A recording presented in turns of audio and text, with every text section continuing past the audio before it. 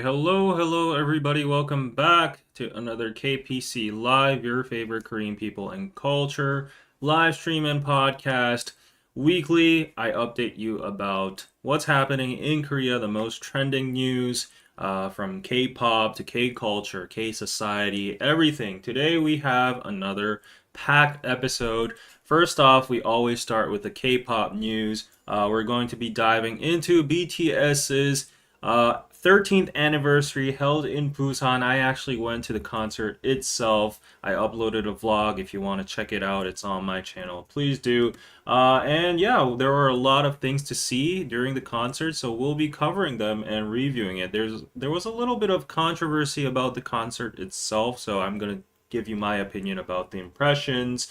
I saw some army vlogs that were complaining about it as well too. So let's look into it. And there's another big debate in the K-pop community and in the music industry in general about the Grammys making a separate section for Asian music. So yeah, we're going to be talking about that. Will BTS Blackpink be able to win a Grammy? Do we want them to win a Grammy in these kind of situations? We'll talk about that. We also have groups like Racine, yeah, rising with the help of K-pop agencies getting help from the K-pop, the Korean government and subsidies and all that. And this show has been on the radar, the global radar, on Netflix. Teach You a Lesson. John Cena actually shouted out this Netflix drama as well. It's getting a lot of attraction right now. However, there's a lot of discourse behind whether we need these kind of teachers in real life. So let's talk about that. So yeah, and then of course some updates about the World Cup coming on, some racism and some politics and some trends in Korea for foreigners, hair loss. Oh, the good old, yeah, president and romance related stuff. So we're going to dive into all of these topics. And before we go on, I would just like to let you guys know, remind you to subscribe and like if you haven't been to the channel before. If you aren't subscribed until now, please do me a favor and please subscribe, put your notification bells on, and hit that like button. And right after this public live stream, we're going to move on into a member-only live stream right after this stream ends. So the people who are tuning in for this live stream right now will have access to a new exclusive free live stream on Patreon. You can access it via the pinned comment in the comment section right now, or if you're replaying this, in the description box or the pinned comment. So please go check it out. What are we going to be talking in the exclusive podcast today? Oh, it's a juicy one because we're going to be talking about the lonely but lazy epidemic, wanting love but hating the emotional cost. Oh, is our generation doomed? I'll be touching some of my personal issues as well too here. So yeah, if you want to tune into that, please go over to Patreon and sign up before yeah, I move on to that. So yes, and as always, if you'd like to support the stream, please go check out Buy Me a Coffee over here. Nightbot is going to lead you the way. PayPal or anything is appreciated. All right. Let's catch up with life, what's been going on for a few minutes, and then straight on go to K-pop news. So how have you been, everybody? How is the weather in your area? It's hot over here. I'm fearful that the monsoon season, the rainy season, is coming. Yesterday we had a lot of rainfall over the night. Please no rain. Please no humidity. I already am living with my AC on 24/7. But yeah, it's currently 1:45 p.m. Sunday afternoon in Seoul, South Korea. Nothing really crazy happening over here. It's a chill weekend. I'm loving the vibes. Great to be back in live streaming with you guys. Yeah, I've been busy for the past 2 weeks. I was in Busan meeting my family, going to the BTS concert, editing the vlogs, and also for 1 week I was super busy because it was what do you call it, end of semester season. As you know, I already teach at a local regional university. And yeah, it was end of semester, so I had to go through the final exams, the final report, grading, and grading in general. So I had to give that painstaking A to F, grades. And yeah, some people did well, some people did not. It's a harsh society, but that's how you learn, right?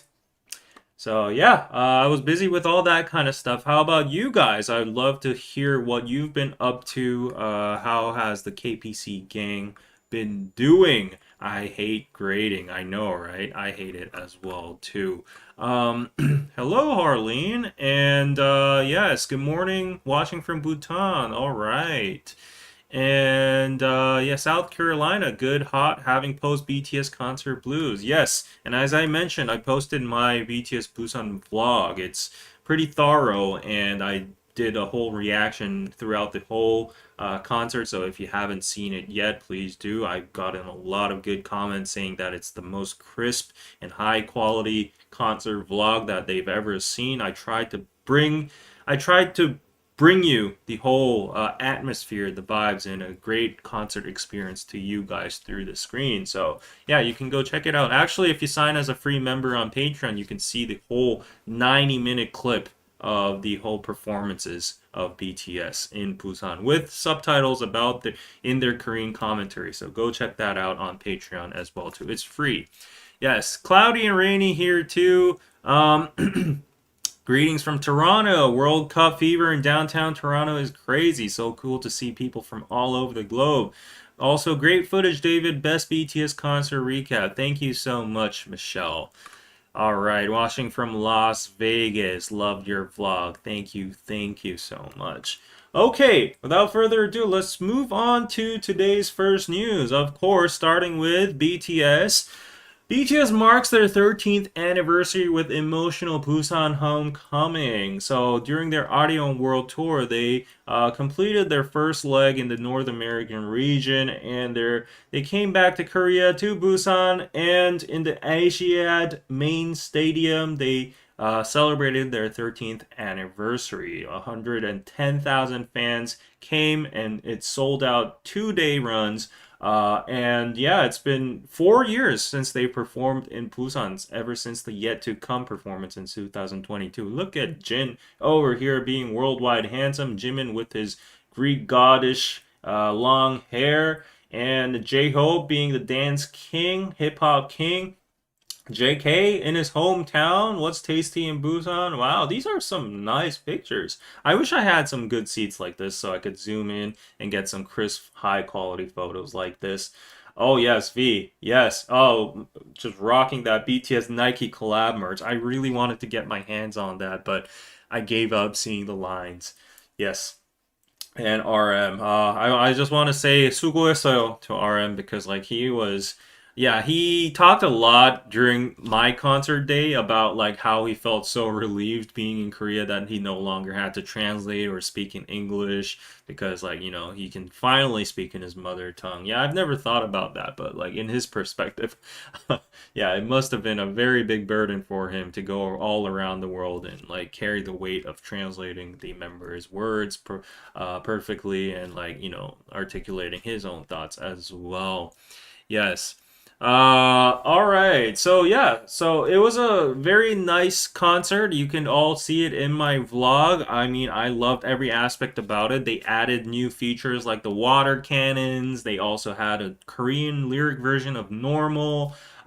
They prepared a lot of special stuff for their festa, their anniversary. I actually got the exclusive army gift they prepared for us as well too. And I didn't bring the whole thing with the bag. I left some for my mom because there were cosmetics and stuff in Busan. But I did carry on the good stuff. So I got two towels over here, very cute. Keep swimming hand towels. I really like it. Yeah, look at this. Very cute, right? And I got the blue one, my favorite color, blue. Looks very cool for the summer. Yes.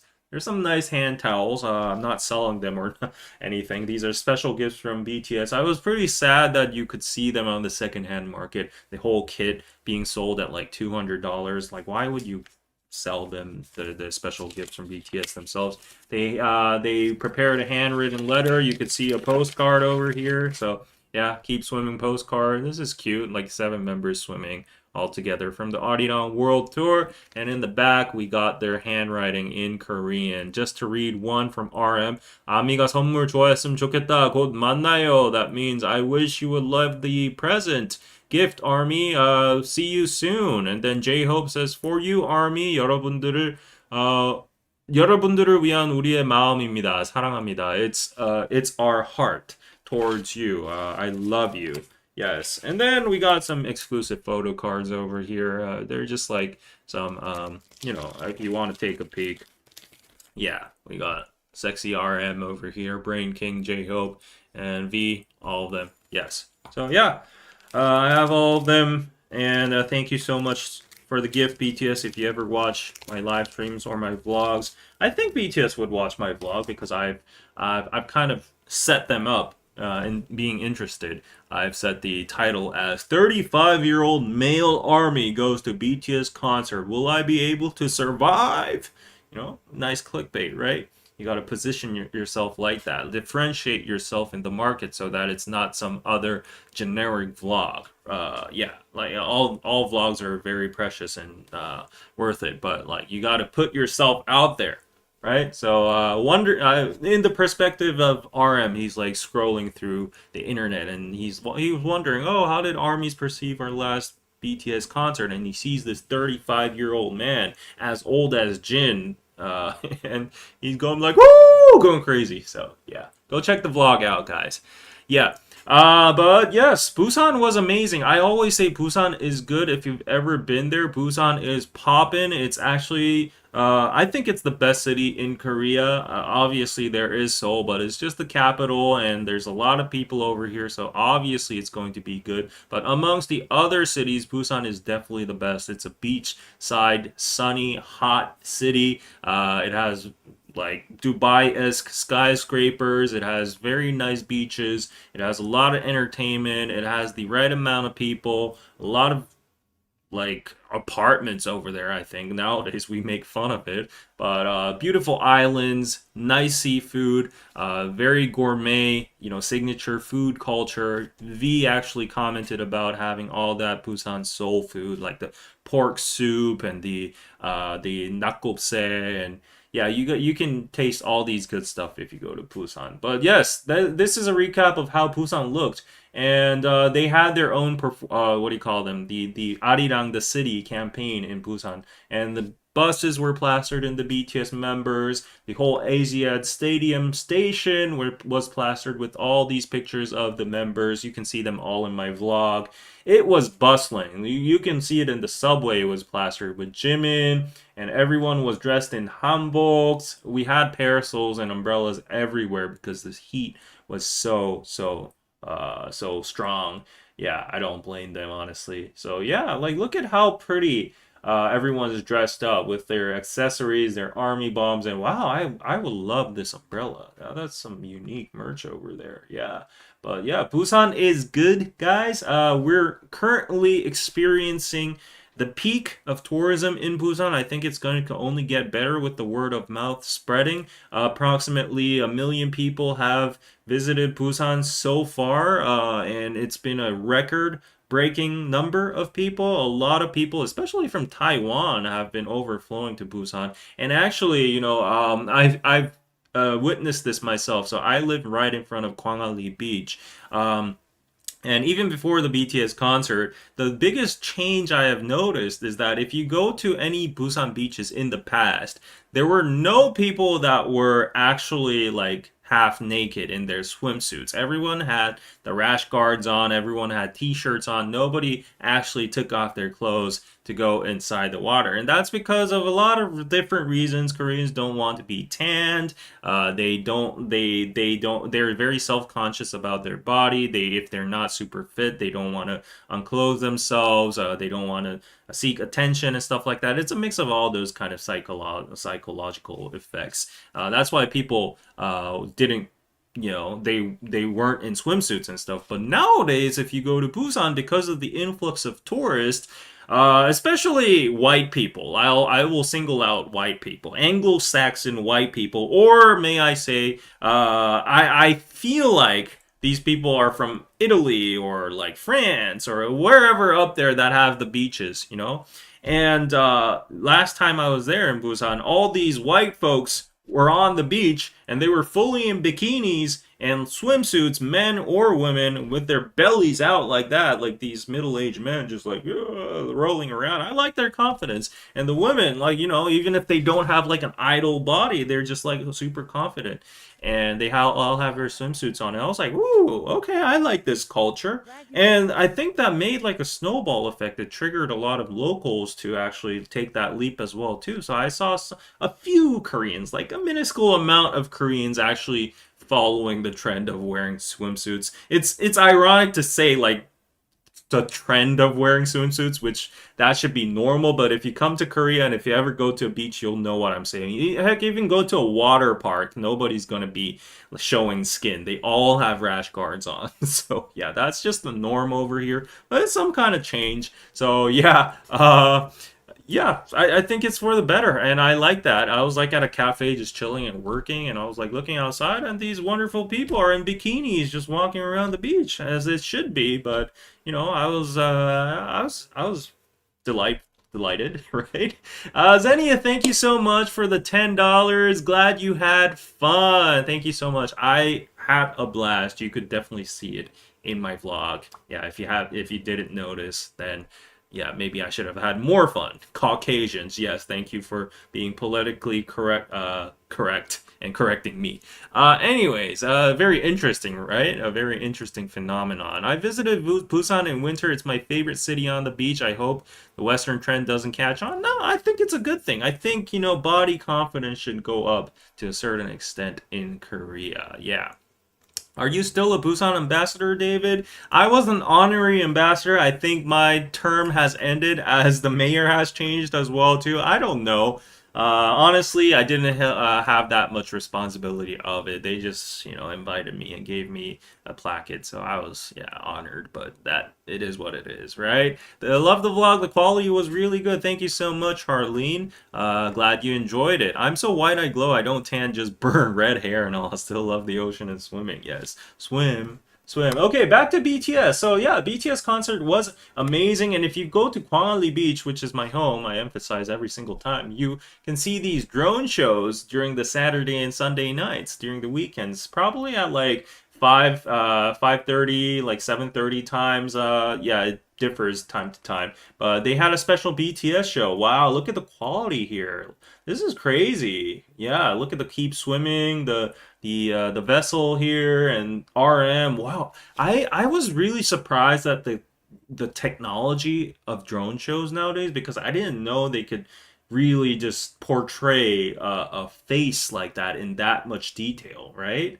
I know that they use a huge amount of drones, and that would probably make it possible, but I didn't know the tech was to this level. But that is very, very special. Oh, the hooligan mask, yes. So it was a very good sight for ARMY. Busan lit up with all the BTS pop-up stores. I actually visited one in the Bay 101, which you can see the skyscrapers and a nice night view with all the shimmering lights.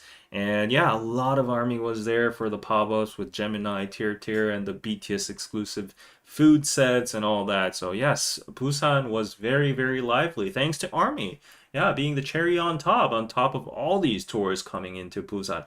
However, it wasn't all that good. Of course, you know, it was a happy birthday and a very big celebration to BTS, but there were poor logistics that dampened the festivities.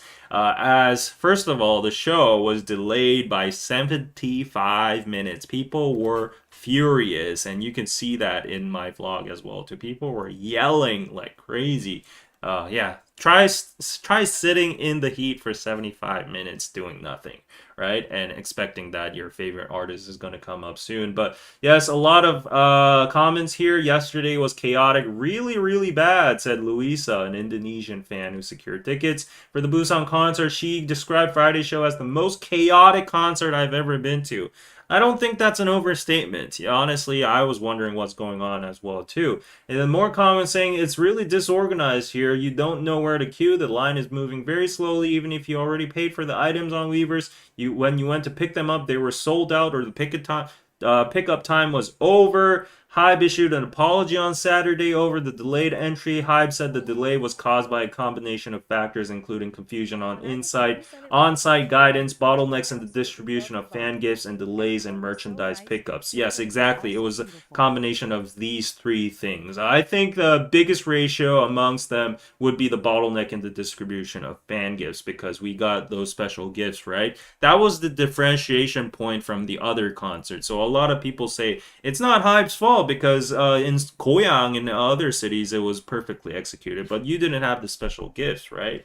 So yeah, a lot of people were just scrambling for the special gifts, and if you look at this one Army's vlog over here, I didn't really stress and spotlight the actual frustration of the concert itself, because I just wanted to showcase the good thing. I put in a little bit of my sentiment in the vlogs here and there, but this person really focused on that aspect, and she went there and she had very a big trouble picking up her actual merch that she pre-ordered. The line was super long, and it was very hard to reach. The location was in a separate place. And look at this over here, like so many people, they're all stopped, they're all bottlenecked, they can't even move around. There was no internet for a moment, so I had to wait like 30 minutes to get the internet connection again to access my tickets. And then, oh yeah, this is the summary of the crazy situation. It's a lot. It's a lot. But yes, a lot of people were stuck here. And if you see over here, yeah, the police couldn't help, and the situation went on for hours. And people were yelling because, like, it was already 7 p.m., which was the starting time of the show, and people were still outside the stadium, not being able to go in. And if you hear some of it, yeah, it was really, really angry. People were really angry. All these entrances were blocked. Even the organizers, what do you call it? The volunteer workers didn't have any clue, because they were just saying like, "Oh, I'm just hired by like, an association, and I don't have any access to Hybe or any of the organizers over here." And yeah, everyone started pushing because they were all very desperate to get in. And then there was another issue over here. They didn't get their wristbands, and there were no presents left. So the gift was a major problem, because if you pay the same price for a concert and they were giving out gifts, you would want to get your gift, right? And the concert is already delayed, so the workers were saying, just go in right now. We'll give you the gifts later. But how do you verify if you've actually gotten a gift or not? And also, why weren't the gifts on site in the first place? Why did they have to be moved from? So apparently they waited for the gifts because a lot of people were unsure that they would actually be able to get those gifts after the concert. And a lot of people were complaining like, why don't you even give us like the bracelets? So like, if these random people are just pushing in from the bottom of the line, and they didn't even get tickets, and you're not checking people because like it's all fucked up, and you are allowing people to enter just because like it's past time, then people might sneak in without even being able to pay. Yeah, so like it was very chaotic, definitely. And they were like just arguing amongst each other. And for the foreigners and the international army, it was even worse because the staff wasn't accustomed in speaking English. There should have been at least half of the staff being able to speak at least some decent English, because everyone was confused. International fans didn't know what was going on. So even in my vlog, some people sitting behind me, they were like, can you tell me what's going on with the announcements and all that? And I translated, good for them, but right, like people who didn't have a translator next to them didn't know what was going on until until after 75 minutes when the actual show started. Right? So yeah, if you look at her caption, she says like, it was crazy. I was exhausted, and then they finally got in, and it got delayed until 8:15 p.m. So yeah, I think the gifts We got to be appreciative about it, but how it was executed, how it was prepared and distributed throughout the stadium, how it was given out, it was very unorderly. As I told you before in one of my other live streams, you just go in, you straight up get a gift, but once the speed of the people entering is not matched by the distribution of the gifts, there it forms a bottleneck, and you can't confirm if this person has gotten a gift or not. So my suspicion is that by the looks of it, I could have easily went in and then during that chaos left my gift somewhere, circled back and got another gift because these workers distributing it, they weren't they weren't checking if these people straight on came from the lines or not because like there was a bottleneck. So yeah, there were a lot of executional hiccups and mismanagement. So yeah, there were a lot of complaints, but overall the show was amazing, and I think they should definitely improve in future operations in cooperation with Hive and Busan City, all in general. Yes. So yeah. Anyways, yeah. It was a successful concert. Nevertheless, we had great special sessions like singing Ma City and Parto Gangsan, which are all very Satori heavy. Satori is the Busan, is just the dialect of Korea. We have different dialects from different regions. It's not so heavy that we can't not understand each other, but yeah, Busan dialect's a pretty distinct one, and a lot of people like that accent. So like RM and the members were making.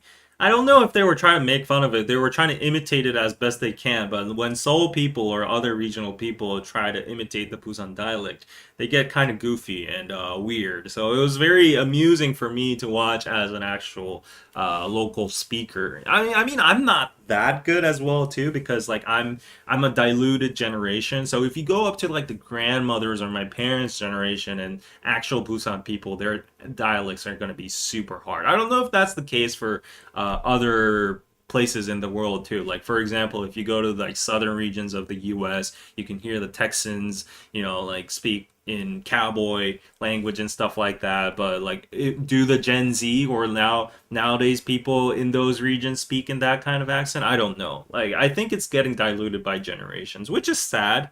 And even in Jeju, Haenyos and all the local people have a very strong accent. Actually, I cannot understand what they're saying because Jeju is a very obscure accent. But the Jeju people over there, when I actually got to talk to them, like the younger generation that are like my age, I asked them, "Do you understand any of these Jeju Saturi?" And they were like, "No." I have no idea what they're talking about. We don't use that stuff, so don't stereotypically, profile us or whatever. Yeah, but yeah, yeah. Anyways, listening to the Satori from Namjoon and all that was very fun. He was like, "판때기 좀 돌려주이소, 아저씨." Yeah, nah, nah. Hey, Mew NGZ, thank you so much for the $10. When I was in Busan. Where to go? Where to go? When I was in Busan, it was a bit cold on the beach, but I absolutely loved the vibe. Everyone was so nice and chill, but it was also beautiful. Yes, that B stands for beautiful and Busan. Yes, Busan Beach Beautiful. BBB. Yes. All right. And yes, don't forget to like and subscribe. Hit that like button. And all right, non-ticket holders should never be that closed. Pre-entry checkpoint should have been implemented. Yes.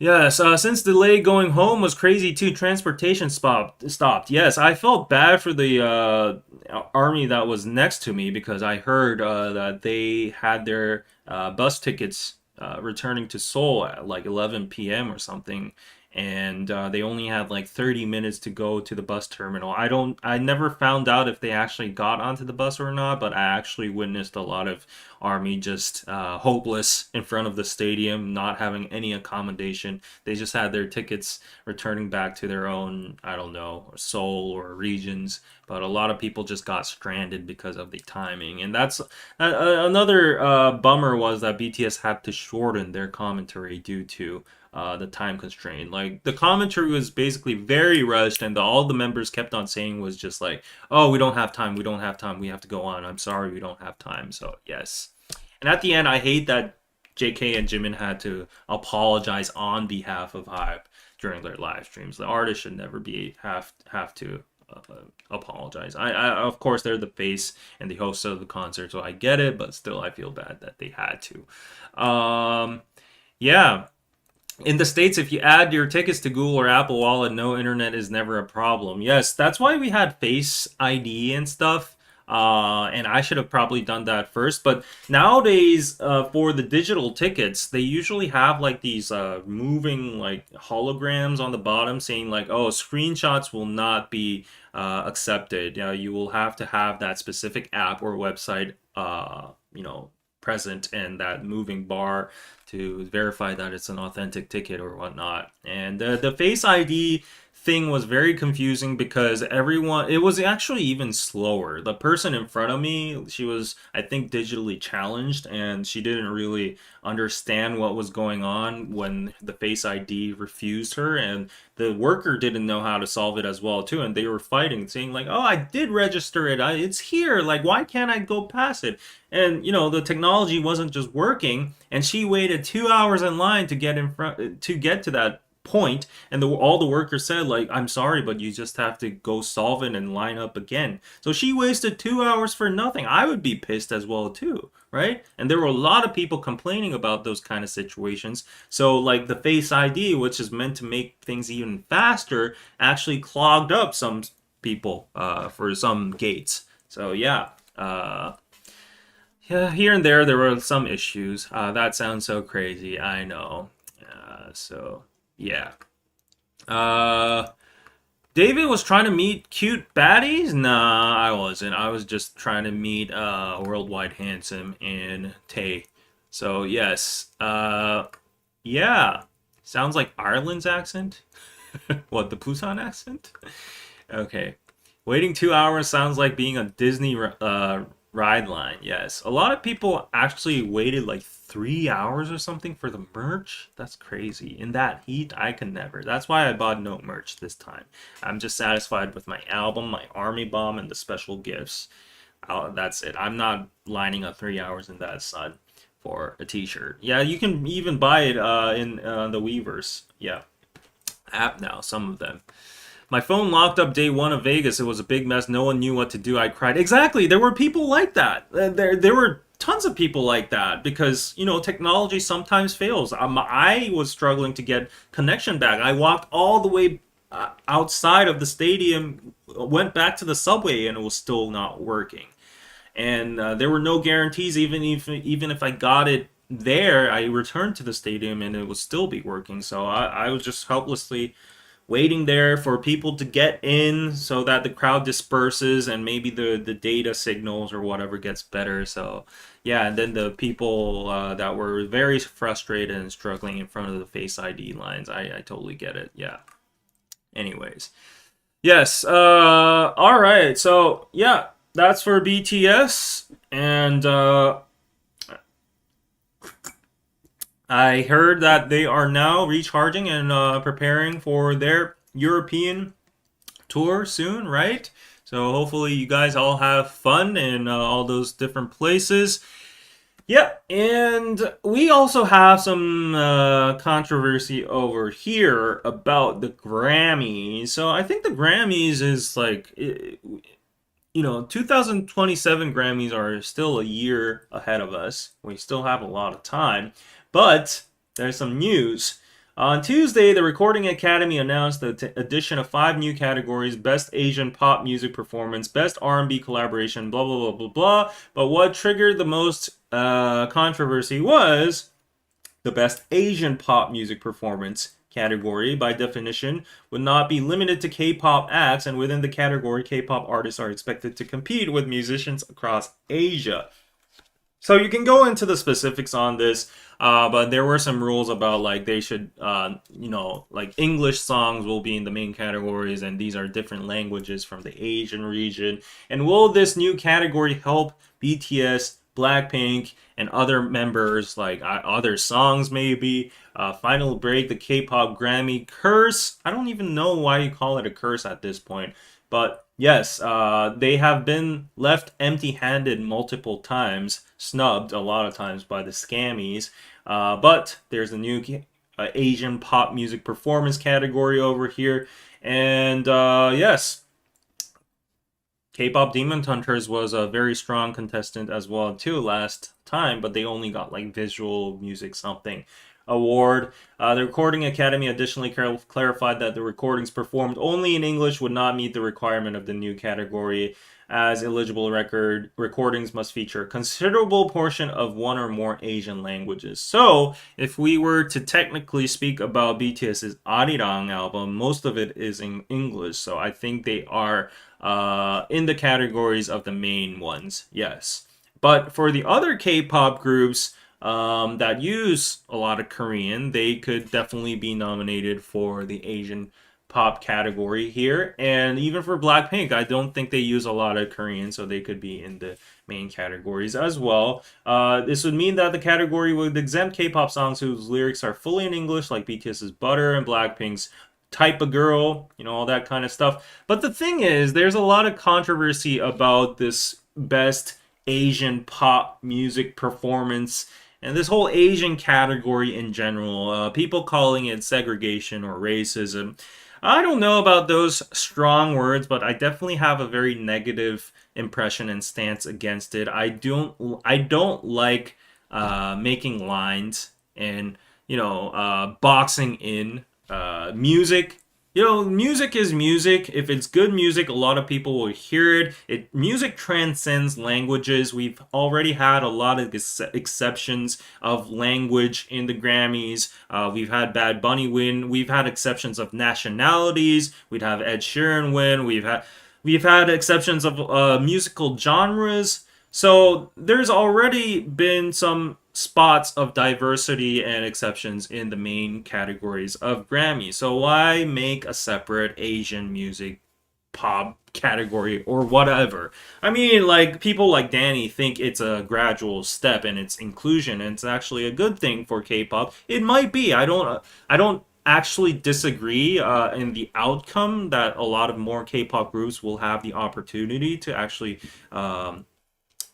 be in the Grammys. However, the whole direction and the mindset itself is the one that is tiresome and what bothers us and exhausts us. There have been a lot of critics speaking about this, even musicians themselves. And yeah, should the Grammys be so like exclusive and should it be so, why does Asian music? The Asians are a part. If you had the logic that the Grammys are very USA centric or North American centric, if you could expand it to the I don't know, Canada or maybe even like the Hispanic community in Latin America, but America is a melting pot now, and there's a lot of Asian population, and Asian culture is big nowadays. Korean music, K-pop, all these kind of sorts of music are on global charts like the Billboard, Spotify. Everyone has access to it. Some of them are mostly in English as well too, like groups like BTS and Blackpink and Stray Kids. So they sell out stadiums. They're being called to perform in Lollapalooza, Coachella. They make appearances on U.S. TV shows, late night shows, everything. So why is it only the Grammys that think they're somehow different? They have more authority or authenticity or something or stricter categories or standards to just leave out Asian pop as, a separate category, give an award for themselves like it's in the minor league. And I just don't like that optic or that like direction they're taking. Like every other industry like the movie industry, the entertainment industry in general, the festivals, and like the media and dramas, everywhere it's becoming more inclusive and there's more Asian representation. And it's not because we're just including them just for the sake of it, for the sake of diversity. It's because Asians have talent. They got good music and they bring a lot of views. They bring a lot of money. So I understand, like the other industries, they're definitely capitalizing and they're actually recognizing it and they're giving respect to it and they're giving more room for these talents and these people to stand in these categories. But why just the music industry and specifically the Grammys? I'm not even talking about the American Music Awards or the Billboard, or they're doing fine. Spotify, they're doing fine. But the Grammys, that are known to be one of the most prestigious um, awards and musical milestones in the world, being very, very, I would say the word is petty. Yeah, so we already know that the recording academy members are becoming more diverse in the pool and the voting pool and stuff. So I do think gradually it's going to change, and even the management or the board or whatever is going to reconsider, like, actually absorbing all sorts of different music into the main categories. I think that's just like the natural trajectory that it's going to take throughout market correction and supply and demand. That's what I always believe in. If people don't watch the Grammys or boycott it or have negative sentiments on it and it stacks up, that's like bad energy and bad karma stacking up. That's going to definitely hurt your reputation. And obviously, people are going to take that into account. So I don't think we should be too worried about it. But at the same time, like, at this point, do we need the Grammys? That's another question. And also, like, if they're going to act like that, that's a form of, I think, retreat. I think it's regression and deteriorating and devolving. So yeah, let them be them. But still, BTS has openly said that they would like a Grammy if they were given the chance. So, like, as armies and as fans, and also not only BTS, if K-pop gets more stages and recognition on a global stage, that it is what it is, and it's good stuff. So yeah, it will be great. But yeah, we can have our voices about criticism towards the Grammys about this new weird Asian pop music performance category. So yeah, I don't know. What do you guys think about it? Let's read some of the comments over here.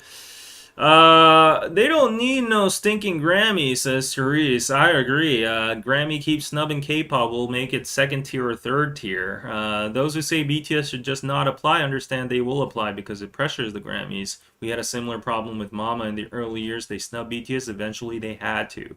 Male K-pop will never win in the West. It's cringe. The girls can win though. Uh-oh. Okay, that's a controversial comment over there. Perhaps BTS can get some kind of Vanguard award like what MTV did, their own award show. I mean, there's also Americana award categories. This feels like K-pop is still looked down upon. It is. It is, to be honest. Plus, Asians, especially Koreans, are gorgeous. BTS deserve it on their own. Yeah, and the Grammys are voted by a select few people in the industry, just like the Oscars, but it's changed for a few years now. There's 13,000 voting members, and I've seen articles of like the diversity of the members as well too.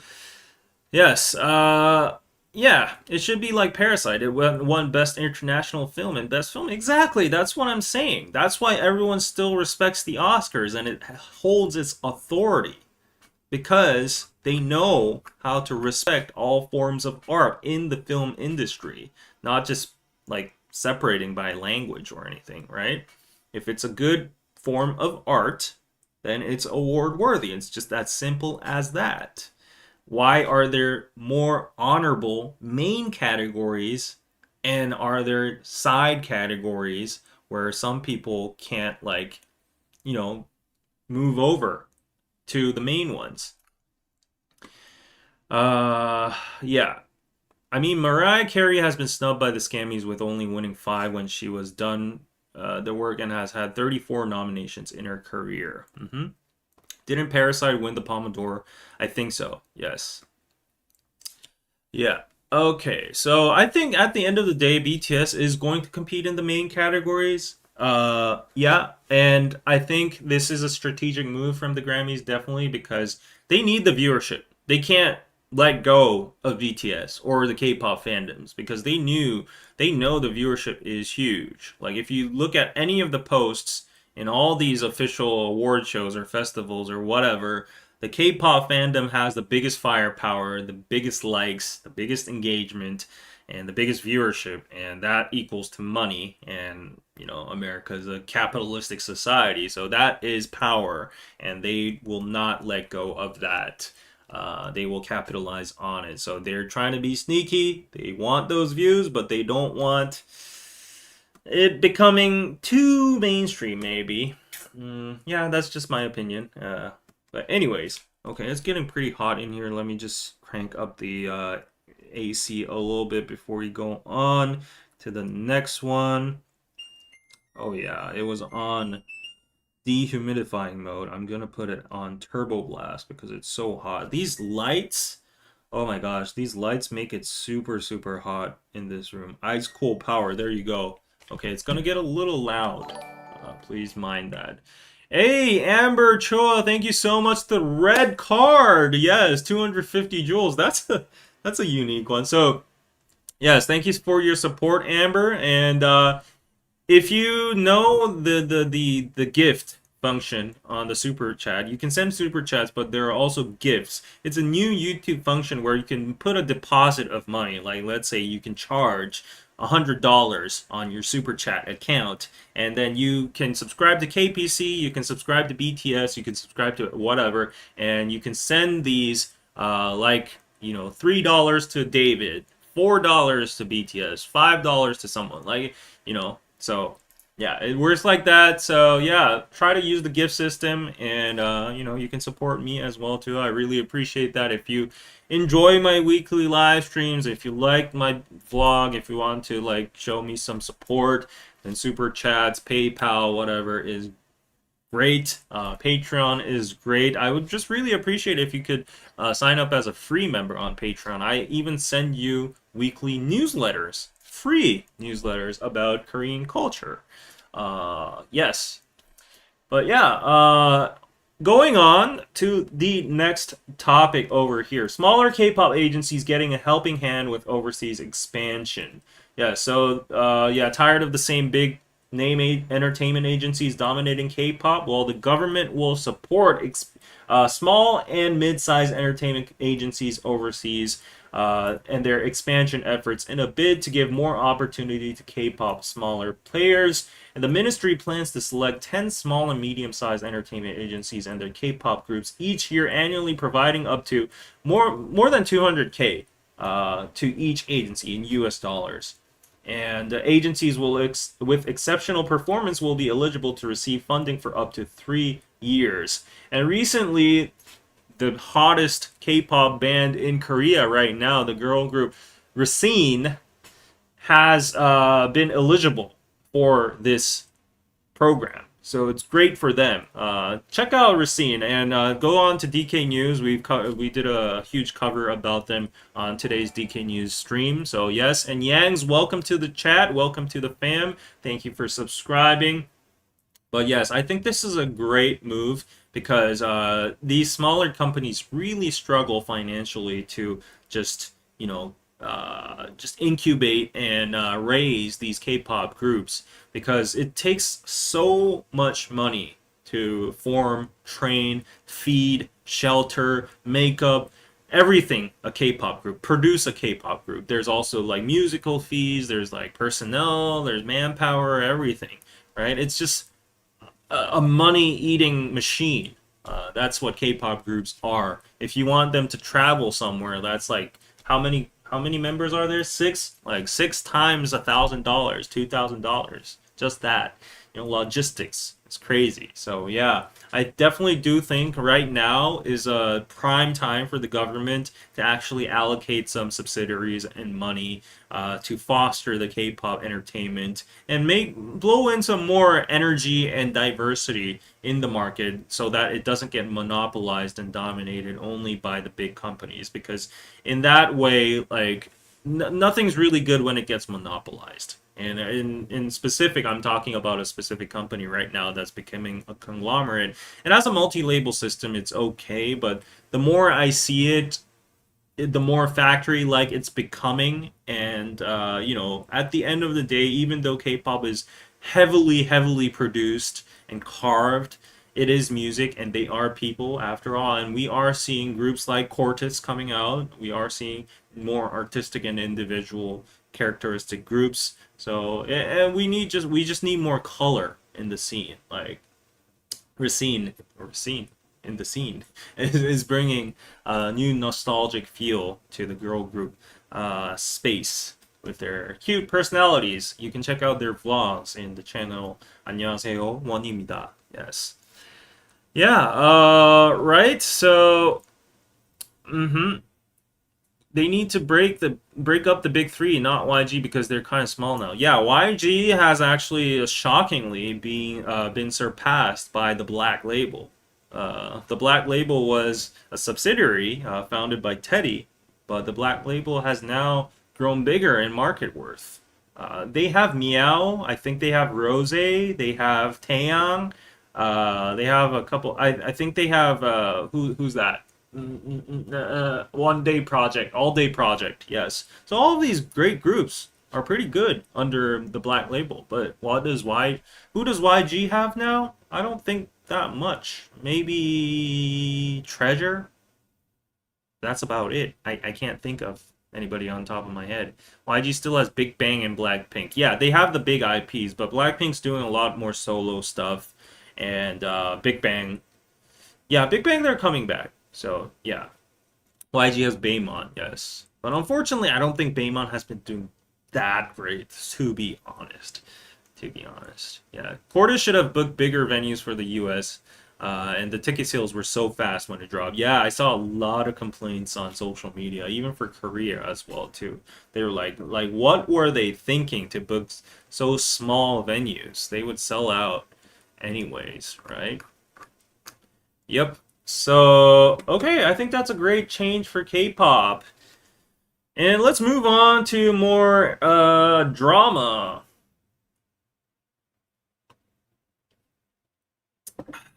Okay, let's move on to the drama sector. So hands up, type 1 in the chat if you've watched this drama already. Netflix's Teach You a Lesson literally beats school bullies at their own game. Hands up if you've watched this drama so far, because it's been creating a lot of buzz on the internet. It's been getting a lot of massive views. It's a lot of shout-outs, a lot of reactions. Hands up. Only 3 episodes. Feel the Vibe has watched it. Broccoli has watched it. Tan Charlie, BTS Plus, Mooney Boo. Everyone seems to have watched it. Wow. Look at all those ones coming up. Sharon's watched it. Yeah. Okay, I read the webtoon as well too. So if you don't know, it's originated from a webtoon. I used to watch the webtoon. The Korean name is 참교육. It's, I guess, like you could translate into teach you a lesson, but 참교육 in Korean literally means, 교육 means education, and 참 means true education. But it also has a double meaning. It's like a memeified word like clown or fire or something like that. So 참교육 means I'll teach you a real life lesson. I'll give you actual education. So it's used in situations where you confront this bully in real life that thinks they're super strong or whatever, or they're over your head, they feel they're super rich and powerful, but this other person comes up and pulls up like a bigger weapon or a bigger amount of wealth or authority and just teaches them a lesson, like stay in your place, stuff like that, right?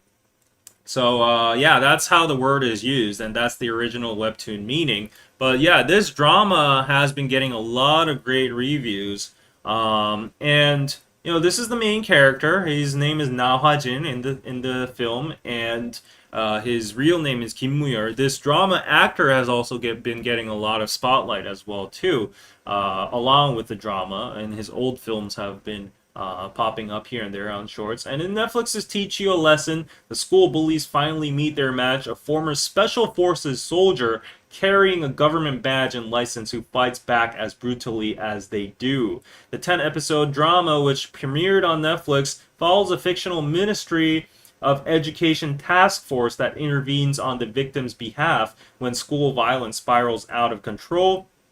While there's controversy around the original webtoon for reportedly justifying corporal punishment, the series earns its emotional pull by keeping the victims at the center of its plot.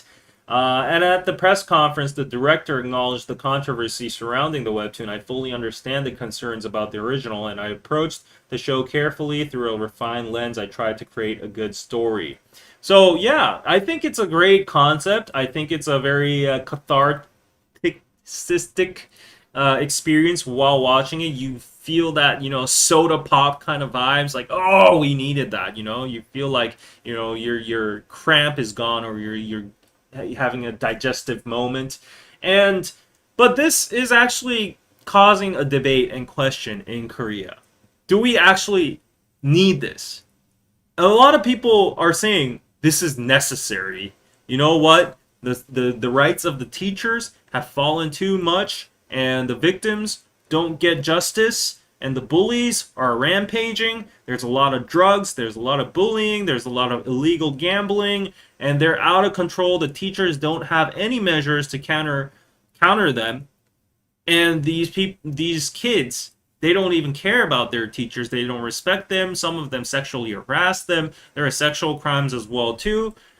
And all they do is just go to juvenile detention or jail, and that doesn't even leave a criminal record, and they're just released after a couple times, and that's about it. Well, recently we've had certain advances in the policies, such as if you have a record, even during their school days, universities won't accept that student immediately. I think that was much needed, and I think that's a very big development. But still, like, maybe I'm stereotypical, but like normally bullies, from what I know, from what I've experienced, they don't care about college. They don't care about university. They're already done for. They're on their motorcycles, they're smoking, they're bullying people, stealing money, doing bad stuff. So yeah, like, what would they actually care about universities? I don't think so. So I don't think that's a very good deterrent against them. But in the old days, like, again, honestly, I'm 50-50 about corporal punishment. I think a good amount of corporal punishment is needed because there needs to be authority for the teacher in the room. There is a limitation on what a teacher can do only by verbal practices. And that's how I grew up as well, too. We feared our teachers because not only because they were older and, adults and all that, but we knew that there would be consequences if we mess with them. They could. So, like, the type of corporal punishment I'm talking about is not like beating up people and slapping their faces and grabbing their necks and hair and stuff like that. But the type of corporal punishment we used to get was kneel on the ground, put up your hands, and you do that like for 30 minutes, or like you do like a stretching pose on the ground, and that's not like physically hurting you or slapping you or anything. It's just teaching you how to behave and discipline, and that you will get consequences if you misbehave in this microcosmos of a society. So if you go into society, you already know that you are not supposed to behave like that, misbehave, and then you'll have even more sheer consequences in the real world, right? So I do think certain forms of corporal punishment should be accepted. That's just my personal opinion. I'm no professional in education or whatever, so please don't come at me if you're an educational expert.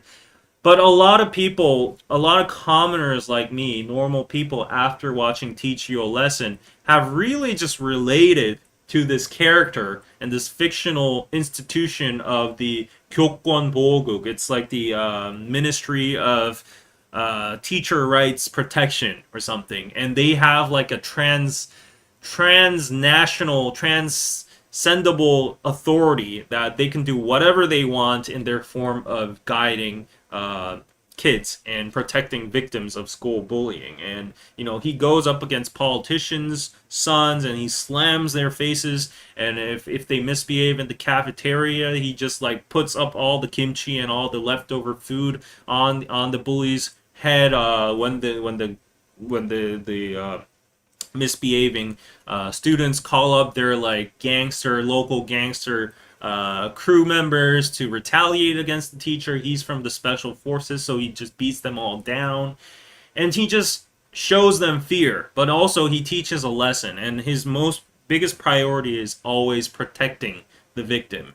So yeah, and also restoring the authority of the teacher. So I really stand by that. I really love that kind of message. And even though it's fictional, it's never going to happen in real life, I do think it sends out a message, and it also resonates. It makes people resonate a lot, and it does give us like an open field of conversation on how education should be and how it's changed over the years. Have we gotten too soft? Is this next generation effed? That's what a lot of people say. So yeah, I don't know what your opinions are about on it, so let's read some comments over here. I wish I could do that to some people at work with expired kimchi, but I have to grin and bear it. After 28 years, I quit teaching high school and early college. I really loved teaching until the last 2 years. The last year, I was having anxiety attacks. Was it because of the misbehaving students? Oh, and a big part of the problem is the parents, the very controlling parents. And there was a huge villain in the show. It was a parent that was overprotective over only her child. The other children don't matter to her. She was hysterical, but this teacher gave her a lesson, a taste of her own medicine. Very, very good to watch. Yeah. Sorry, but since taking the cane out of our schools, respect, etc., has taken a nosedive, the fear of it certainly helped. Exactly. I totally agree. I totally agree. Physical punishment is the extreme. Some kids need it, most don't. Yeah, in India, they send you outside the classroom. We used to do like that, too. You would send you to the hallway. You would kneel on the ground and hold your hands so that your teacher can see you through the window pane. And if their hands went down, they would go out and, whack you with a wooden stick. And yeah, that's teaching you discipline. Do these things actually happen in Korea? So, like, the plot and the episodes are a little bit exaggerated, but they're based on reality. And they're actual cases that are similar to this. Yeah. South Korean teachers needs a better union to fight for their rights and safety. So, yeah, if you remember in one of my past episodes, there was an episode about teachers getting together, making a stronger union to protect their own rights after one teacher was sued after the allegations of not taking care of one of her students when he or she got hit by a bus at like a school field trip. So all these kind of things.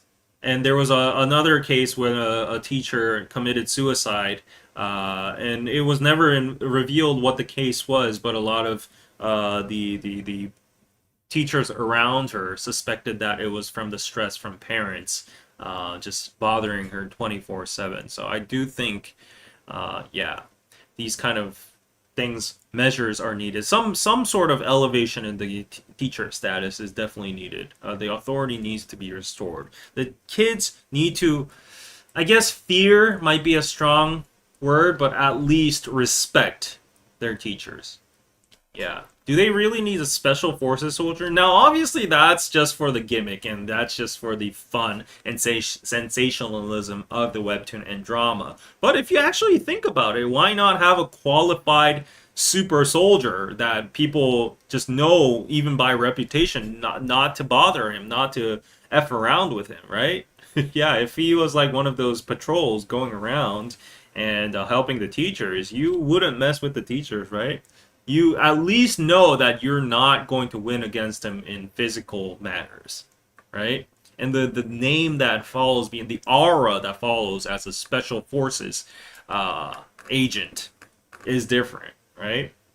So yeah, I think it's a very interesting concept. If you haven't watched this drama yet, give it a try. I might try to watch it on Patreon. No guarantees because I'm so busy nowadays. But yeah, speaking of Kim Woo-yeol, the actor, so John Cena actually shouted out this actor over here, saying that he didn't say anything, but people speculate because people were saying like he's the Korean John Cena. He looks alike. He has similar vibes, and yeah, they're both very like physically built people. So yeah, this guy is becoming globally popular as well too. And to give you an update, the elected mayor of Incheon right now has brought this to his civil hall, like council, and he's actually said on public that obviously we can't make an organization like this. We can't beat up kids. However, he really he really related to the message and the idea of the drama itself. And he said that he's considering making a similar organization within the Ministry of Education in his district so that whatever we can talk more, we can debate more, we can think of more inventional ideas on how to restore the teacher's authority and protect victims of school bullying even further from here. So yeah, it's already making social change. Mayors and political leaders are catching up to this. So I think this is one of the pros of media content. Yeah, it might be exaggerated, it might be idealistic, it might not be, yeah, all that, but it actually opens grounds for change and talks. So good for that, right? Okay. Did your pupil show you respect, David? No. No. So in college is a lot different though. Like these kids have grown up. They've become adults. Now they feel like they're adults now. So they're 20 years old and all that. So they won't act like they're juveniles and they're like teenagers and stuff. And there's like mutual respect between adults and adults. And the biggest dynamic change is that they know that even if they are still relatively young, they can't F around with the professor or the lecturer because now that they're adults, they fall under the full consequences of the law. So if they use violence, if they do sexual harassment, if they do something wrong, then they'll definitely just go to the police, go to prison, and yeah, they'll be dealt with the full consequences of law. So that's the biggest difference. The real problem for juvenile kids and students is that they know and they misuse, abuse the law, the loopholes there, that they'll get a light sentence, they'll get a consequence. And for people that are originally like 16, but I think it's about to change to 14 and under, kids that are 14 and under, they have immunity from the law. We have that kind of law in Korea. So there was a case where like a 15-year-old kid or something killed his classmate because of anger or something, but he got unpunished because the society and the law saw that like at the age of 15, you are not really developed in your mindset and there's a chance of rehabilitation and impulsiveness and whatever. So yeah, these laws are what triggers content like this to come up, and so, like the people of Korea are really, really angry whenever we see these kind of cases of like very young people, very young kids just committing these crazy crimes. There have been 16 years olds organizing drug rings and illegal porn, like deep fake porn rooms against their own classmates, their teachers. There have been illegal gambling sites. They've been luring their classmates into the gambling sites and stealing their parents' money, and making them financially in debt and all that. So, and they go unpunished because of the law. They just go, like, if you're under a certain age, you go unpunished. If you're over a certain age, you can go to juvenile prison or detention, but that's just about it. So that's the big effed up problem here. And because they know that and they abuse it, kids these days are they're very evil minded. They know well because they have access to the internet and chat GPT. They can just ask, like, oh, if I do this, will I get punished? And AI gives you an answer easily like that. And they're just like used to so much sensationalized content, violent content on the internet. Yeah, social media. So, there are so many stabbings in UK schools these days. Yeah, it's crazy. If Korea had guns, if a 14-year-old, 15-year-old had access to a gun, and technically speaking, if that person went to school and shot down his classmates or the teacher, by law, that person would be unpunished. So people are saying we need to fix that law. We need to at least lower the age to 14 or something. Yeah. So it's a big form of debate. Whether we bring back corporal punishment or not is another thing, but I do think in certain extreme measures, in situations, a little bit of corporal punishment is necessary. Yeah. Because, like, it's a very primitive kind of thing. Your defense mechanism and your threat of survival and physical pain is the easiest and simplest way a person learns, oh, I should not do that, because the negative and painful stimulus comes right back at me. It's a direct lesson. But if you're talked over and you're like, oh, you shouldn't do that because of these reasons, these rational logics, and like, oh, you could sympathize with the other person, it's like, you don't give an F. Yeah. Parents are the problem too. Yes, parents being overly protective, not giving kids responsibility and accountability, moral responsibility lessons, all that. So, yep. Anyways, okay, let's go on to the next segment. Yes, the World Cup has begun. Korea lost to Mexico. Next news. Just kidding. We lost very, very, in a very embarrassing manner. We messed up. First of all, the tactics, the strategy wasn't so good. We were just like, passing the ball over and over again in the defense territory and give a long ball to Sonny and relying on him too much. But Sonny got blocked every single time, or it was offside, so he got called off and got switched. And then we had a goalkeeper mistake. He tried to grab the ball, but he let go of it, and then the Mexican striker put a goal in. So yeah, after that we tried hard, but all the attempts were not successful, and we lost 0-1. But at least we won against Czech Republic, so it's not all doomed for Korea. We remained on track to make round of 32. I think next Thursday we're up against South Africa. So if we win that, we're definitely going up. If we are, what do you call it, even, or there's no winner or loser, I forgot the word. If it's a draw, we'll have to do like those point counting systems on who gets to go up or not.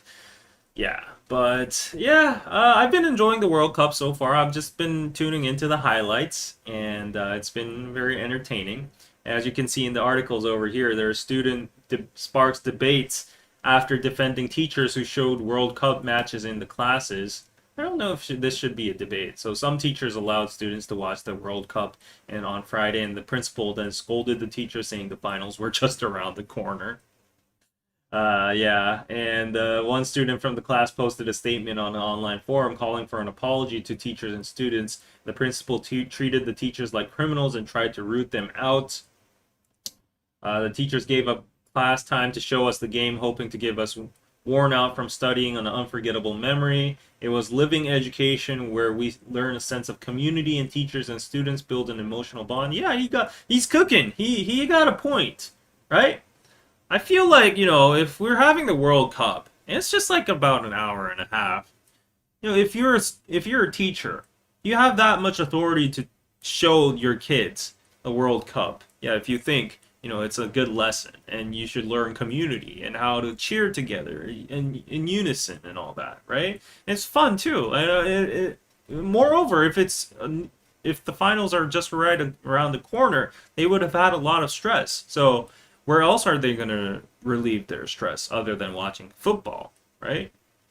So I don't think why there were complaints on showing kids soccer during school time. If I was the teacher, I would have definitely, I would have wanted to see it myself. So yeah.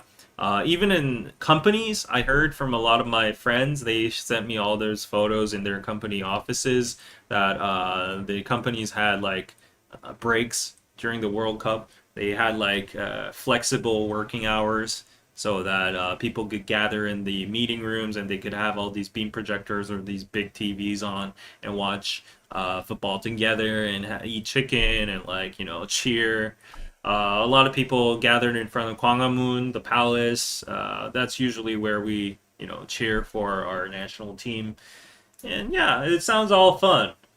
I watched it alone, but this week, I intend to go watch maybe in a plaza or somewhere at a chicken place. Yeah, just to feel the liveliness. It's the last game.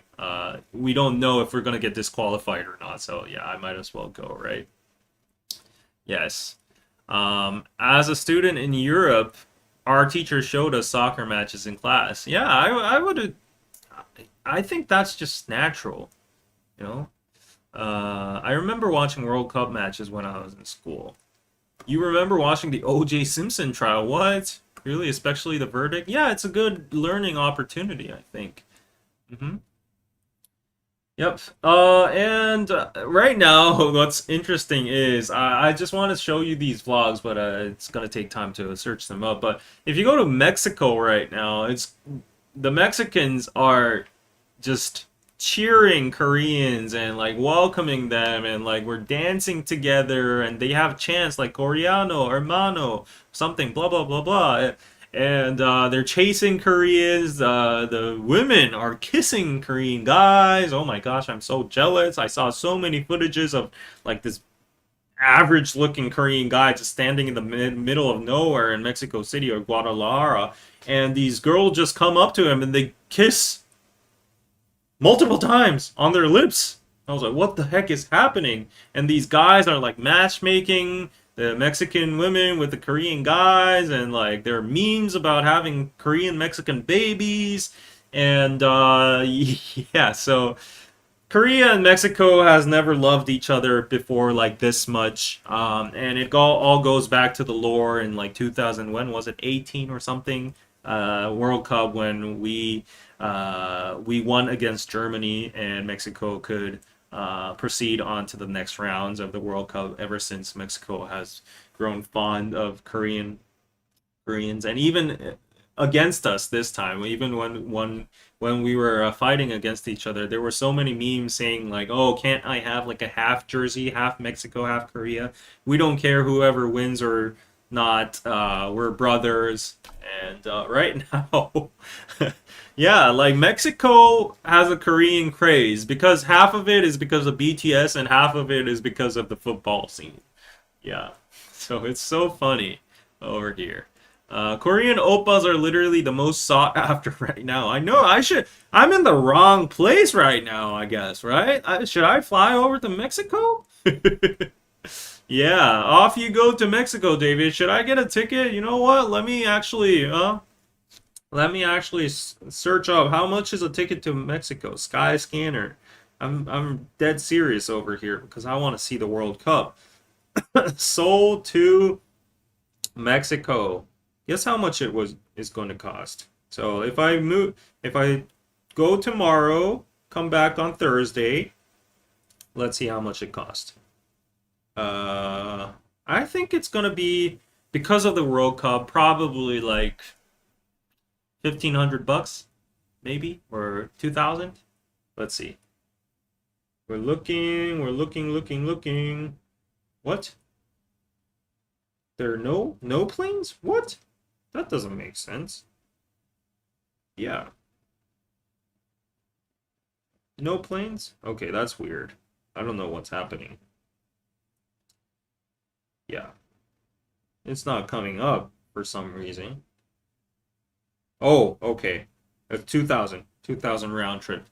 Not so bad. 2,000 bucks. Yeah, they even chanted BTS. I saw that. It's the BTS effect, you know? Get a ticket and report back. Just don't get involved with the cartels and become a mule, David.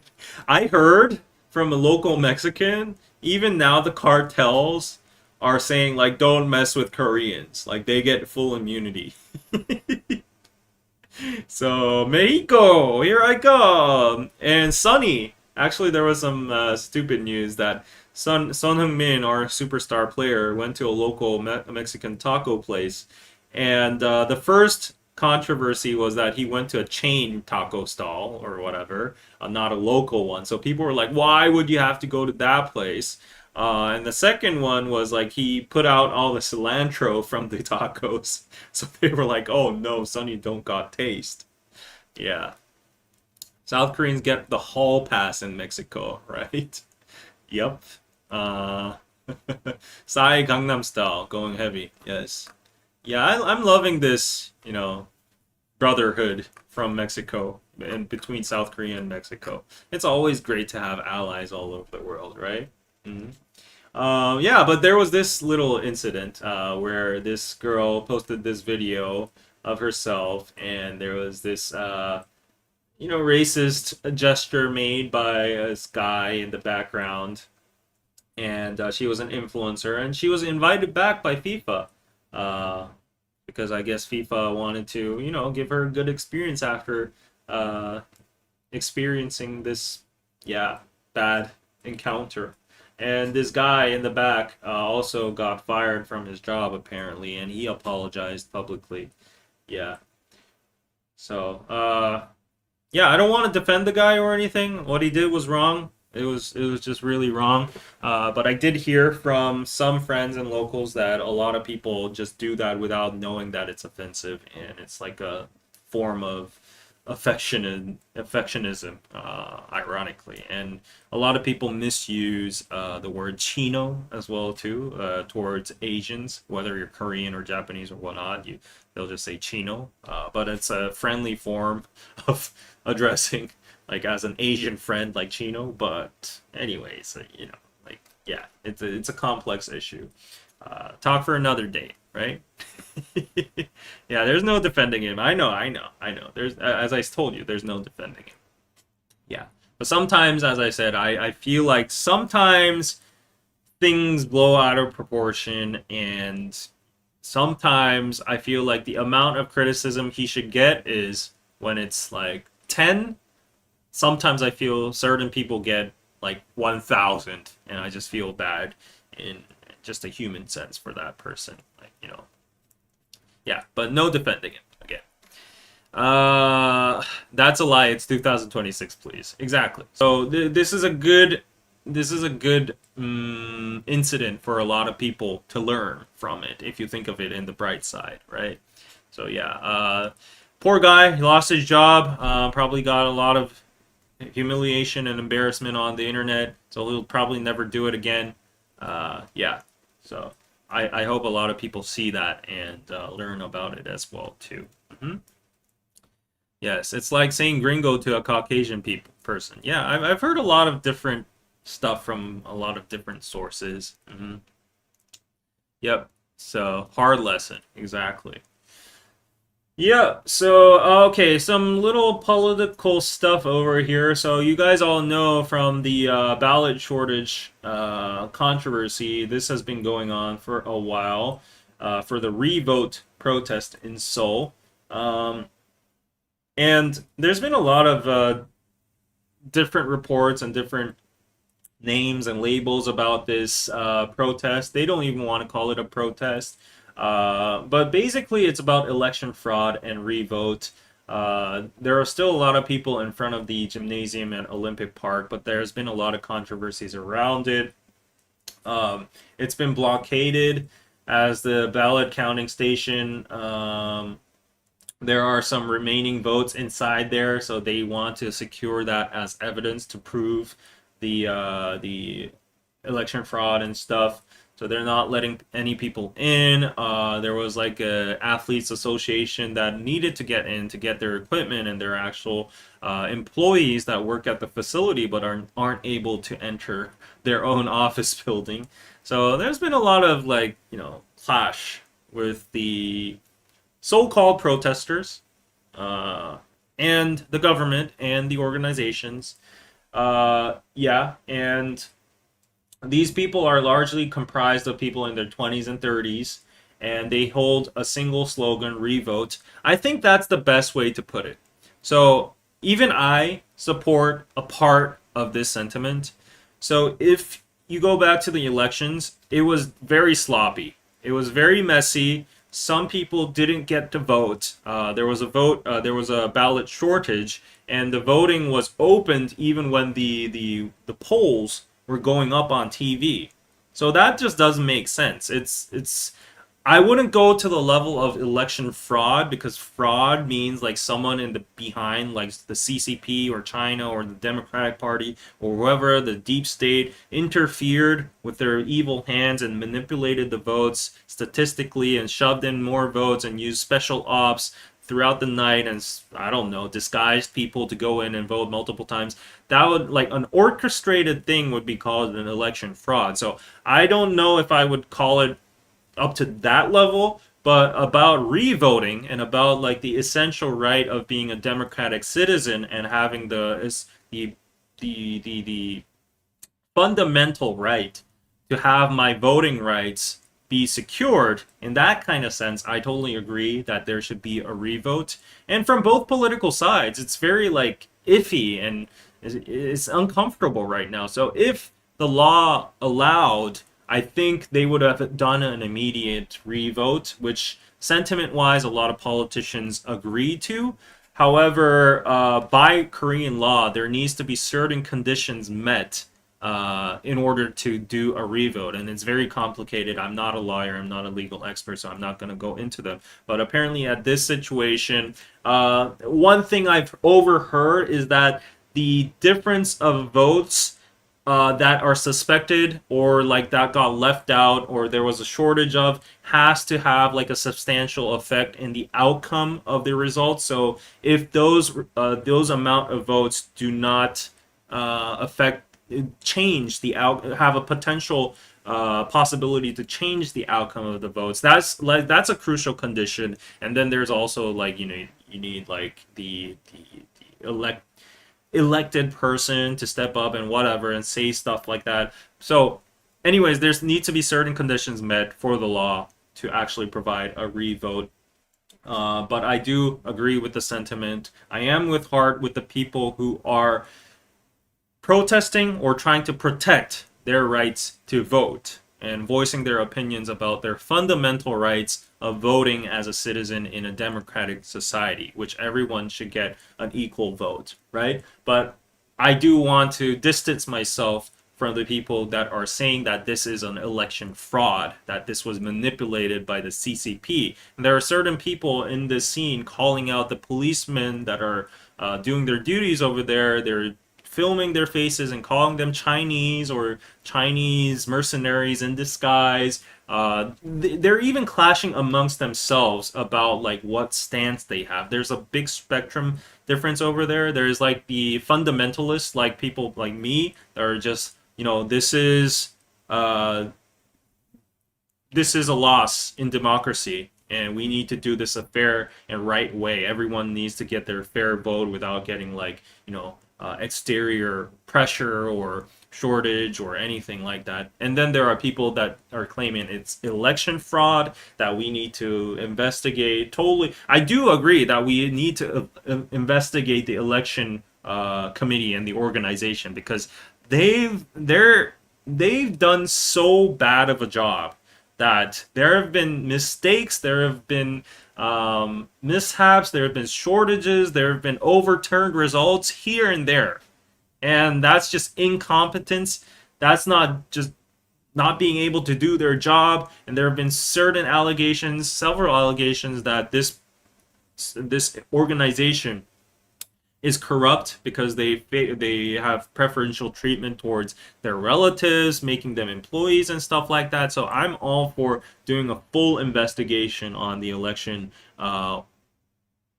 organization, whatever you call it, the National Korean Elections Committee.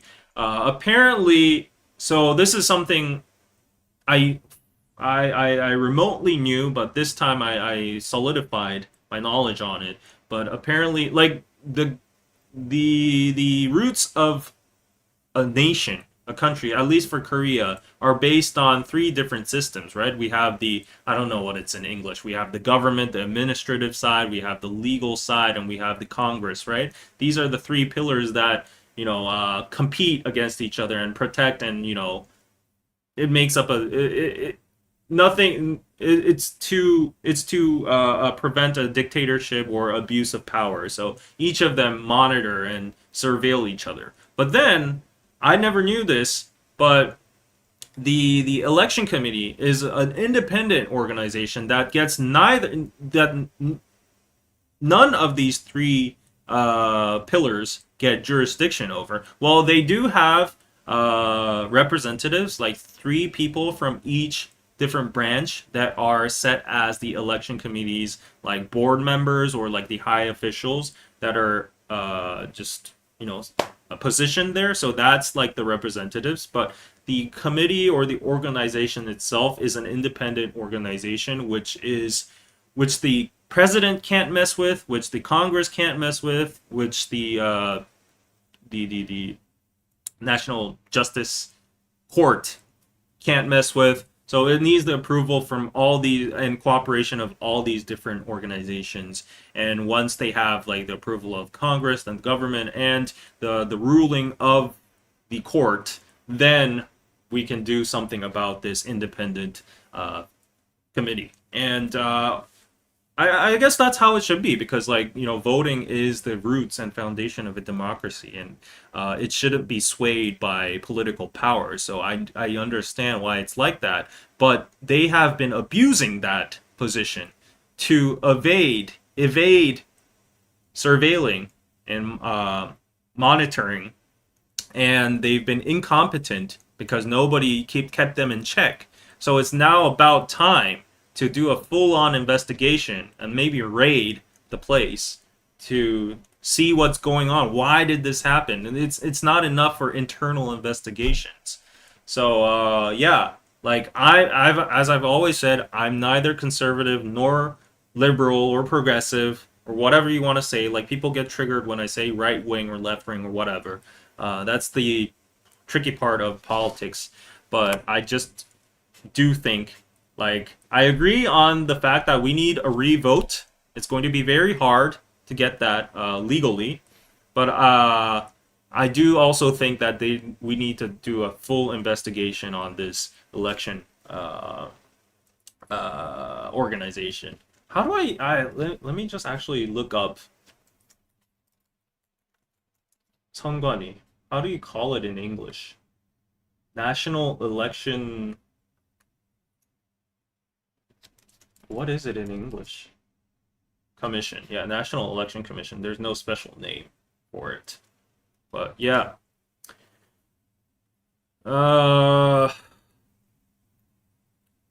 Yeah, I don't vote by party either. Yes, I vote by policies, and a lot of people say that is dumb because they say, "Oh, at the end of the day it's a majority game and you need this certain party in power to get at least that result or deter the other party." And I get that, but if that loop goes on forever, if you don't break that chain forever and ever, that's going to just eat up and give invincible power to like those both parties, and they're going to disregard and ignore the power of the citizens. So I know it's an ideal proposition, but there were attempts like this in Korean politics as well too, of having multiple parties, but it didn't work out well. Actually, the candidate I always voted for was, the political leader for a lot of third party. Yeah, but it's sad. I think society is just like becoming more and more polarized, and YouTube is at the center of that. Yeah, it's even with this ballot situation. It's really sad to see people fighting on the internet. I don't understand why. So, okay, if I were to say to a conservative person right now that I don't believe in the election fraud, then I would immediately become a commie or a Chinese CCP spy. I'm not kidding you. I'm not even exaggerating. If I commented that on social media right now, so I would say like I support the re-voting, but I don't think it goes to the lengths of an election fraud, then people would go to my profile and say, "Oh, you look Chinese." I'm not kidding. Like this is the logical flow, the dominant flow that's happening right now. And also, on the contrary, okay, I do think like so the election fraudists, like the people who say it's an election fraud, maybe they do have some points. Maybe they do have some things that we need to investigate about the election commission. Then rationally listen to that and don't just paint them as zombies or far right wings and like Nazis or whatever. I don't know why people stopped having conversations anymore. Like people seem to not be able to have conversations. They just feel like the other side is immediately wrong. They're stupid, they're brain dead, they're commies or zombies or whatever. They call each other names. No productive conversations flow between the two parties and the two spectrums. And there's no middle. And I get so frustrated. Like I feel like, oh, so why do you think like that? Oh, may I rebut that? Then can I rebut against that as well too? That's what you call a debate, and then in that process you correct, and then you come up to like a middle ground, or agree to disagree situation, or let's vote, and then let's decide by majority. But nowadays, like, there's no constructive feedback, there's no constructive debate. It's just like calling each other like, oh, bigotry, like stupid, ignorant, blah blah blah blah blah. There's not even an attempt to understand the other person's logic. I don't know why it's so hard to do that. It's very sad. So that's why, I rarely say anything about Korean politics on my social media because first of all, I believe like, like politics, you can never win on online space if you choose a side or be very vocal about it. But then there are people that come out and say like, why are you not using your platform to talk about this? Well, you talked about Starbucks, and because you talked about Starbucks, oh, he's Chinese. He's the CCP infiltrating our country, and it's so hard. I'm very glad that I'm in this bubble of international audiences, because if there were Koreans here, they would be gargling right now and saying like, "Oh, look at this Chinese spy speaking about communism and try to dethrone our country, whatever, destroy our country."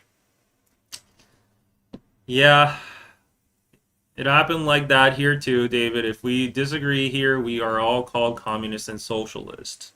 Yeah, of course. I feel that stress. But at the same time, I mean, I see a lot of people saying, like, again, I don't want to get into politics too much.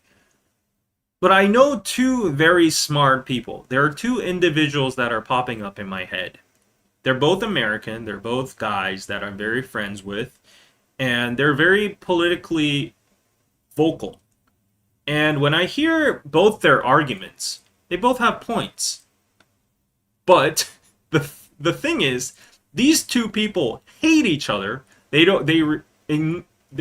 refuse to talk to each other, even being intelligent people, because it's like, oh, MAGA, stupid, dumb. Like I don't even want to talk with you, like homophobic or I don't know, like blah blah blah, all these like different stuff, racist, stupid people. And then like this side, oh, communist, liberal, whatever, political warrior, justice warrior, stupid, blah blah blah blah blah. And the debates don't even happen.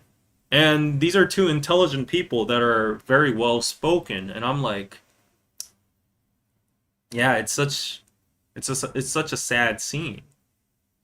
Yeah, and as I told you, like there are universal values that should be held from both sides, like in humanitarian aspects and such like that. And I'm again, whenever I'm talking about politics, people misunderstand me that I'm taking this side because I'm talking about this issue and this side about this issue. But like just to give you an example again, like, and I'm saying this in a totally neutral standpoint. When Charlie Kirk got assassinated and shot, he died. He's a human being. He died, and there were people cheering on social media, like they were happy and laughing about it from the other political spectrum. So I don't think any side, there are always bad apples on both sides. I don't, yeah, in specifically coming back to Korea, I think honestly, I think both political parties are very corrupt. It's a very stressful situation for the Korean citizens to be represented by the same people over and over again. I don't know why the structure is like this. The entry barrier into becoming a politician nowadays is just too high. You got to have a lot of money. You got to have like the favor from the YouTubers and the political party itself. You got to have a status as like a judge or a lawyer or whatever. So yeah, the flaws of democracy are slowly showing. Oh, and then like just because I said that, people clip that out and said like, "See, he said democracy is failing. He's a communist. He's a socialist. He's a secret North Korean spy." I'm just so stressed. Yeah. Okay, so Ambero Ochoa, thank you so much for the more YouTube gifts. Thank you so much. I didn't see the jewels because I was just so heated. Yeah. Anyways, yeah. Politics nowadays is hard to take sides and not get criticized by everyone. Exactly. Exactly. David, do they hate each other or do they hate each other's politics and allow that to keep them separated? My brain is not functioning, so your question is very hard right now to see. Mm-hmm. Democracy incites polarization, so maybe communism and authoritarianism isn't such a bad thing. I have an opinion about that here too, but if I say that, I'll be immediately labeled as a CCP. The thing I hate the most is the CCP. Like, okay, I might pick side. I might have a definite side on that one, on an ideological warfare, and which side I want to stay. Like, God bless America. Yeehaw. Give me my bald eagle. USA, USA. Okay, but yeah, I've done my chance, so yeah. In terms of economic progress and development, there. I think we need hybrid models. Korea also has had a dictator that was competent, and nobody denies the fact that he's elevated our country status through his policies and whatever. Very similar to Singapore as well too. Uh, But then there's pros and cons, so I'll be very careful about this. I'm no politician, I'm no political expert. I'm just this random Korean guy in this room that should probably stick to Korean culture and trends right now and not get overheated with politics because it's a lose-lose situation. By the time I'm done with this live stream, my comment section is going to be filled with contradicting comments about me saying that I'm a communist but also a MAGA at the same time. So I don't know what I am according to you guys. So let me just leave it here. And yeah, I hope I'm not a neo-Nazi or anything, not to that level. But yeah, I'm not affiliated with the CCP. I'm actually very careful in entering. I don't think I could ever enter China again in my lifetime because I've been so vocal about how I don't like the CCP. So yeah. Anyways, just putting it out there.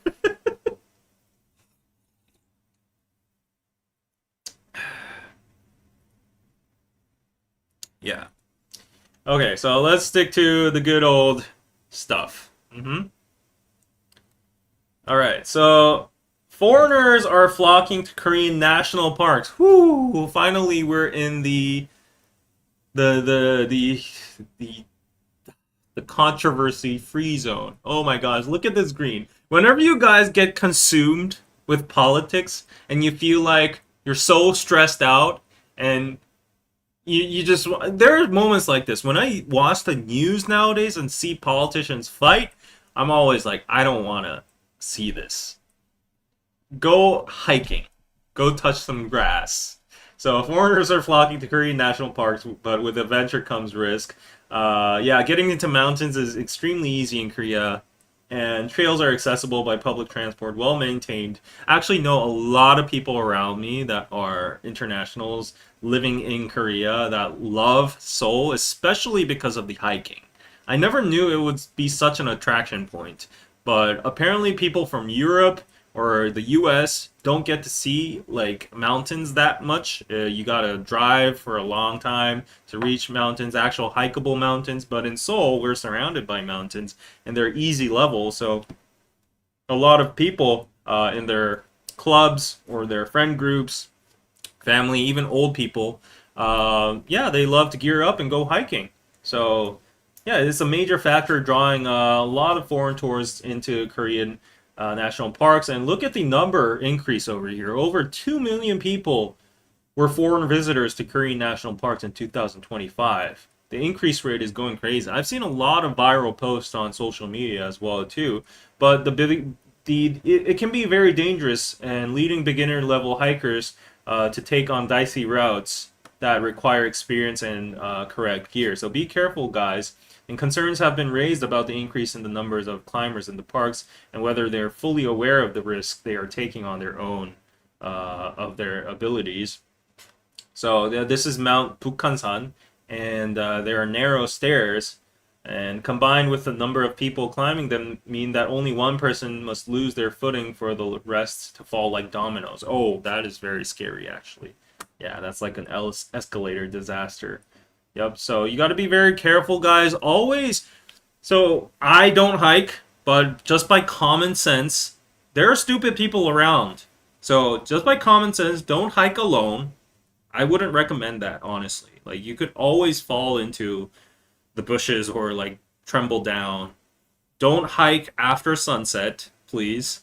Um, in Seoul, you'll probably be okay as long as you have your mobile phone because we have connection on the mountains as well too. But yeah, always have some extra energy bars or chocolate or you know water for dehydration, and don't hike in sandals or slippers or without the proper gear. Always have like firm, steady hiking shoes, or at least like athletic shoes, not the slippery running ones. Yeah, because yeah, it doesn't apply to hiking, but for me, I wasn't prepared to go to the desert. A whole different level, I would say, but I almost died at the desert in the middle of nowhere in Death Valley. So whenever I remember this, I always think, oh, let's not underestimate nature and the dangers it has if you're not prepared. If you underestimate it, yeah. Um, Yes, my weak knees are aching by looking at those stairs. Watch out for stupid people. Yes. Uh, yeah. David, in the southwest, we only see mountains. Okay. Yep. All right. Okay, here's some more news. Young and losing your hair, the government got you covered. Balding could soon cost Koreans less. Well, at least for those aged between 20 and 35. Oh, I'm right at that margin now, as the government is moving to cover hair loss treatment under national health insurance. I need to really, yeah, I need to really get those benefits. Actually, you know what? I'm gonna go tomorrow first thing in the morning and claim my national health insurance and get those hair loss pills. As of now, national health insurance only covers disease related hair loss. Oh, okay, such as alopecia areata or hair loss caused by seborrheic dermatitis. Okay. The most common types of hair loss are treated as cosmetic and are not covered by national health insurance. The hurdle is the high cost that comes with the inclusion of hair loss in national insurance coverage. Yeah, but I hope they widen the spectrum of hair loss because, like, I'm taking pills because hair is everything for a guy. I think a man's beauty lies in his hair. I think it's more than 50%. Like, and then the other would be like physique and skin and all that. Yeah. So, uh, I want I want health insurance on hair loss.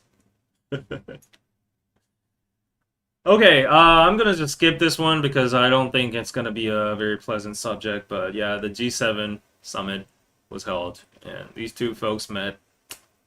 Yeah, apparently he took a selfie, and hope they had good talks about peace. Whatever. Anyways, skip. No romance allowed. Korea's hobby clubs embrace no dating rules. Yeah, right now what's happening is the run clubs. Ooh. We added the no dating line after our second year because we kept losing good runners to other people's breakups. Who leads a 22-member crew in Eastern Seoul. Jung's crew is far from alone. The clause appears across Korean group life, university circles, hobby societies, book clubs, and lately the running crew is multiplying across Seoul. And they're called tomoes, and a lot of people socialize around it. I'm actually thinking of joining one as well too because I've been too alone for a long time. But then a couple forms inside the club, and then they fight, they break up, it gets awkward, and there becomes like parties, and each person chooses their own side, and there are hyenas that want to try to date and trauma bond with the girls. So it creates a shit mess situation. And yeah, I understand why there's a no dating rule, but it's quite I don't know. Like, it's one thing to say like, oh, no dating. Dating is strictly prohibited. But like, can you actually police that? You can't. People are going to fall in love. People are going to date. People are going to try to impress.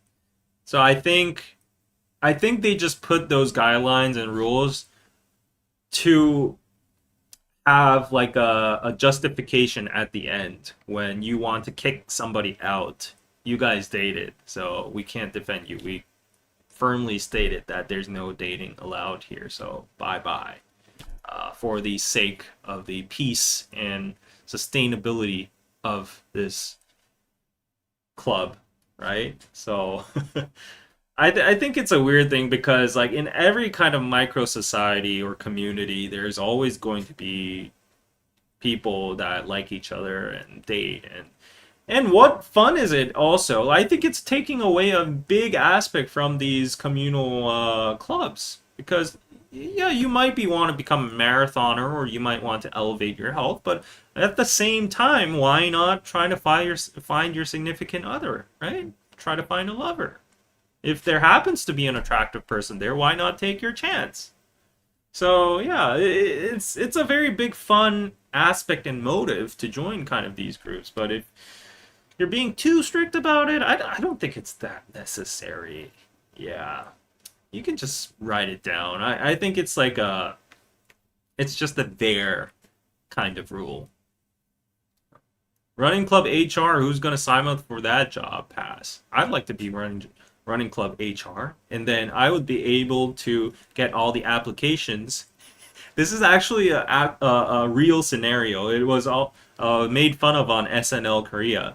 So if you're running club HR or you're the head of the club, you get the authority to choose who becomes a club member or not. So men will usually pick only attractive female, and they won't pick attractive males, so that you, as the HR or the head of the club, is the alpha male of the pack, and so that the attractive females will look only at you.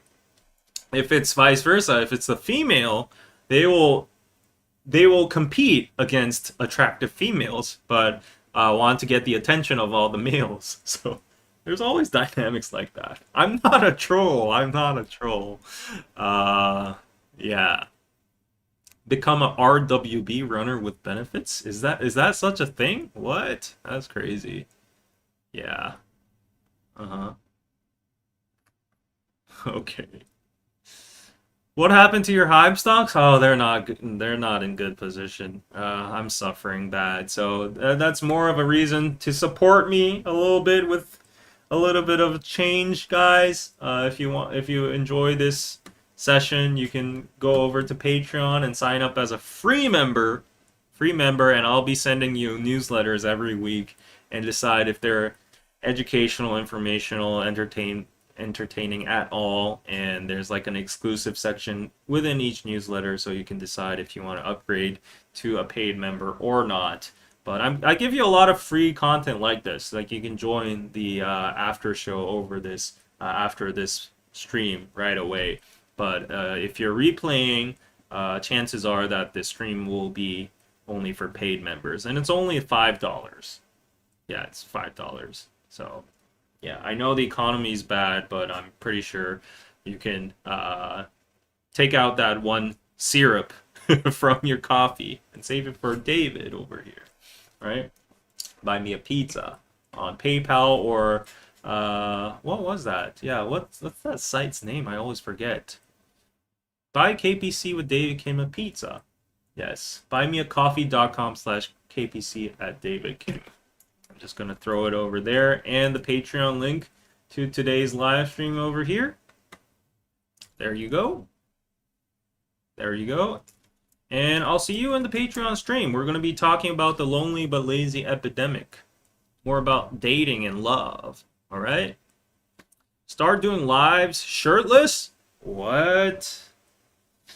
I don't think that's a good idea. I think a lot of people would unsubscribe because of that.